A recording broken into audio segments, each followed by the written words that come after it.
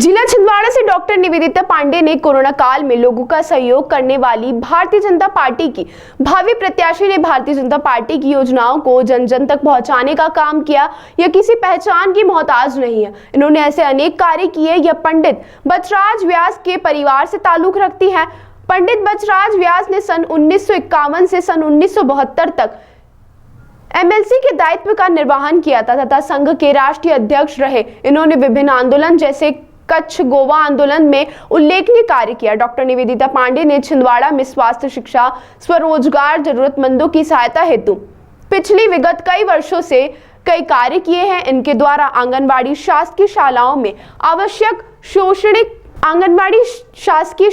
आवश्यक शैक्षणिक सामग्री से लेकर कोरोना काल में राशन, फूड पैकेट, दवाओं का वितरण किया गया। सड़क सुरक्षा सप्ताह में भागीदारी, सामाजिक उदारता एवं महिलाओं की मदद के लिए सरकार की योजनाओं पर जागरूकता अभियान किया तथा व्यक्तिगत स्तर पर भी आवश्यक सहायता प्रदान की। प्रधानमंत्री नरेंद्र मोदी द्वारा छिंदवाड़ा जिले के विकास के लिए हर क्षेत्र में आवश्यकता अनुसार कई परियोजना का लोकार्पण किया। मुख्यमंत्री मोहन यादव के नेतृत्व में प्रदेश और जिले के समुचित विकास और स्वर्णिम विकास के लिए अनेक कार्य किया। इनका कहना है कि जिले में भारतीय जनता पार्टी के लिए चौमुखी विकास के लिए जमीनी स्तर पर लोगों की समस्याएं सुलझाने के लिए हमेशा तत्पर रहती हैं। देखिए, क्षेत्रीय आवश्यकताओं की पूर्ति के लिए और क्षेत्रीय जनता के विकास के लिए, क्षेत्र के विकास के लिए जो प्रयास करने हैं वो पूरे प्रयास हम करेंगे। जो चीजें अभी तक वायदे हुए थे लेकिन पूरे नहीं हुए, उन सारी चीजों पे हम काम करेंगे। इसके अलावा देखिए, योजनाएं राज्य सरकार की भी होती हैं, योजनाएं केंद्र सरकार की भी होती हैं, लेकिन उन योजनाओं का धरातल के स्तर पे कितना क्रियान्वयन हुआ। योजनाएं तो आ गई लेकिन क्रियान्वयन कितना हुआ, इस क्रियान्वयन का देखना भी हमारा मेरी कोशिश रहेगी कि इससे बिल्कुल मैं जमीनी स्तर पे जुड़ूं। पूरे जो हमारे गांव हैं उनसे व्यक्तिगत स्तर पे मेरा लोगों से संपर्क रहे। जहां भी उन्हें दिक्कत आ रही है, परेशानी आ रही है, योजना का लाभ नहीं मिल रहा है, वो भी उन्हें मिले।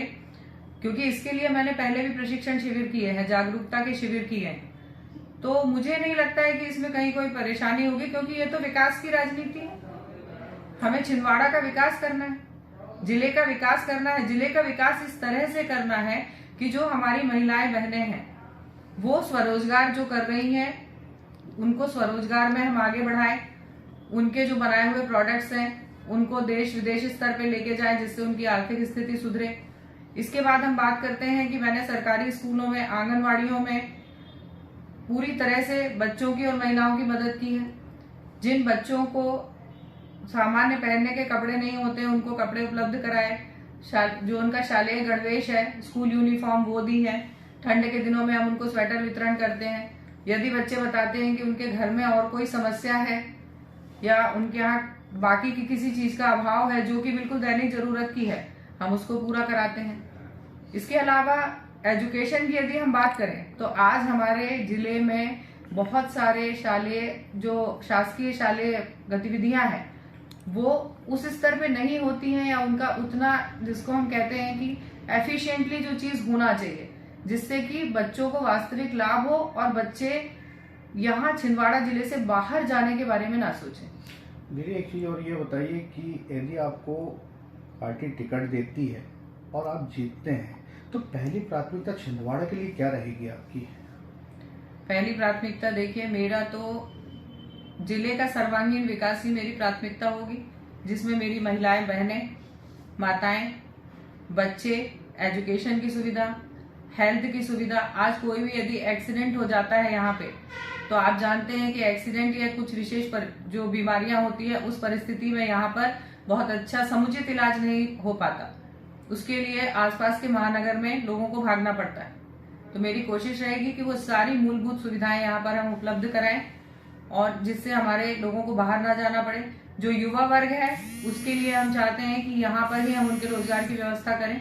तो यहाँ पे जो व्यापारिक यूनिट वास्तविक लगना चाहिए, केवल पेपर्स पे नहीं, जो हकीकत लगना चाहिए, वो व्यापारिक यूनिट यहाँ पर आए, हमारे युवाओं को मौका दें, जिससे कि हमारे क्षेत्र का आर्थिक, सामाजिक पूर्ण विकास हो सके।